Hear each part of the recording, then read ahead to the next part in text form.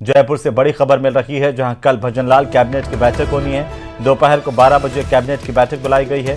12:30 बजे मंत्रिपरिषद की बैठक होगी। बजट सत्र की तैयारियों पर अहम चर्चा की जाएगी। गणतंत्र दिवस को लेकर के भी कैबिनेट में चर्चा होगी। ये बड़ी जानकारी इस वक्त की। बजट सत्र की तैयारियों पर चर्चा की जाएगी। कल दोपहर को 12 बजे भजनलाल कैबिनेट की बैठक होनी है। 12:30 बजे इसके बाद मंत्रिपरिषद की बैठक भी बुलाई गई है। माना जा रहा है कि बजट सत्र की तैयारियों पर इसमें विस्तार से चर्चा की जाएगी। साथ ही गणतंत्र दिवस को लेकर के भी चर्चा की जाएगी। बड़ी खबर इस वक्त की।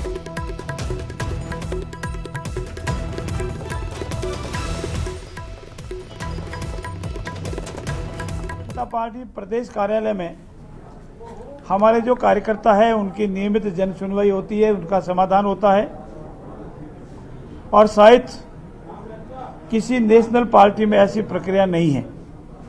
इसके अलावा भी हमारे यहाँ के महामंत्री दिन पर जो भी फरियादी आते हैं उनकी सुनवाई करते हैं, एप्लीकेशन लेते हैं, यथास्थान पर उसका समाधान करवाते हैं।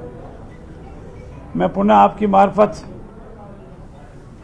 आपको याद दिलाता हूं कि आज हमारे देश को विश्व के सबसे बड़े लोकतांत्रिक पार्टी को नया नेतृत्व मिला है। और साथ ही साथ हमारे बुजुर्गों का आशीर्वाद भी साथ है।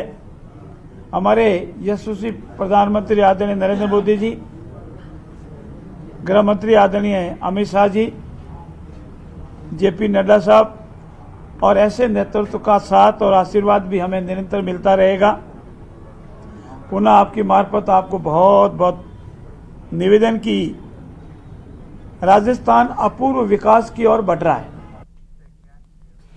और इसी बीच बालोतरा के गुड़ामलानी से बड़ी खबर मिल रही है, जहां पर सुबह से चल रहा गतिरोध आखिरकार अब खत्म हो गया है। प्रशासन के साथ बातचीत हुई और वार्ता के बाद सहमति बनने की सूचना मिल रही है।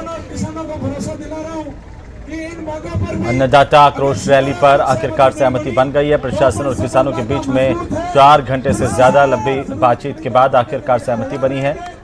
आदान अनुदान, बीमा क्लेम, अतिक्रमण और सुअरों के आतंक समेत विभिन्न मांगों को लेकर के आखिरकार प्रशासन और किसानों के बीच में सहमति बन गई है। बालोतरा एडीएम, एसडीएम और आला अधिकारियों ने किसानों के प्रतिनिधि मंडल से बातचीत की, जिसके बाद ये सहमति बनी है।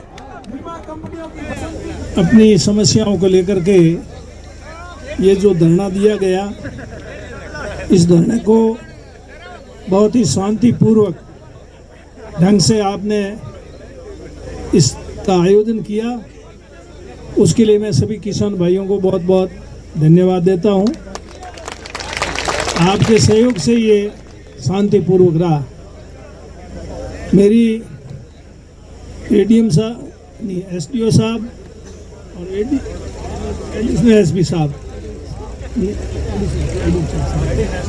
एडिशनल एसपी साहब और एसडीओ साहब से बात हुई थी। सुबह से ही मैं उनके संपर्क में था।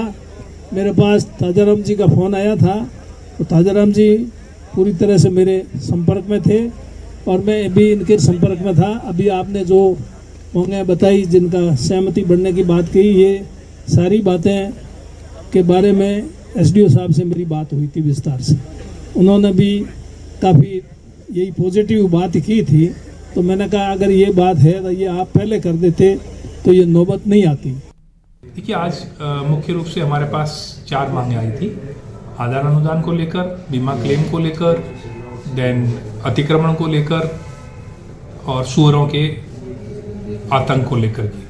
तो इन चारों ही मांगों पर हमने इनसे बात कर ली है और इनसे कहा है कि जो जो भी नियमानुसार उचित कार्रवाई हो सकती है उसको हम जनता के हित में माननीय जिला कलेक्टर महोदय के डायरेक्शन में प्रयास करेंगे और जितना जल्दी हो सकता है हम जनता को रिलीफ दिलाएंगे।